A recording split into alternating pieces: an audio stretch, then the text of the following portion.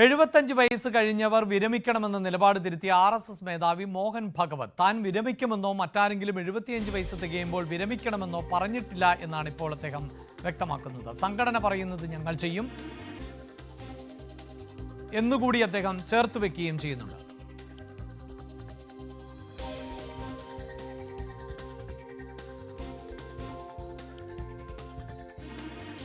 I never said that I will retire or someone should retire.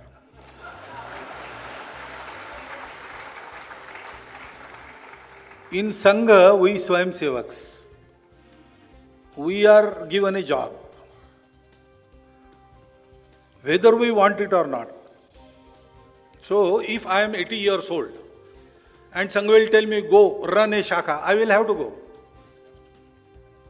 I cannot say I have completed 75 years. I want to enjoy the retirement benefits. No, there is no benefit in Sangha. And even if I am 35, Sangha may say, you sit in the office. We do whatever Sangha tells us. We don't say, I will do this.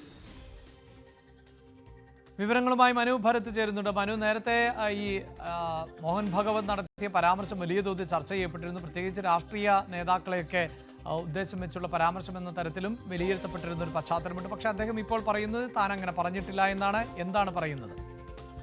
Abhilash, RSS മേധാവി അത് കൂടുതൽ വിശദീകരിക്കുകയാണ്. നേരത്തെ ഒരു പുസ്തക launching ചടങ്ങിൽ വെച്ച് മോറോപ്പന്ത് പിംഗ്ലയുടെ ഒരു പുസ്തക പ്രകാശന ചടങ്ങിൽ വെച്ചാണ് മോറോപ്പന്ത് പിംഗ്ലയുടെ ജീവചരിത്രം സംബന്ധിക്കുന്ന ഒരു പുസ്തകത്തിൻ്റെ ആർക്കിടെക്റ്റ് ഓഫ് ഹിന്ദു റിസർജൻസ് എന്ന പുസ്തകത്തിൻ്റെ പ്രകാശന വേളയിലാണ് ഇങ്ങനെയൊരു വിവാദം ഉയർന്നു വന്നത്.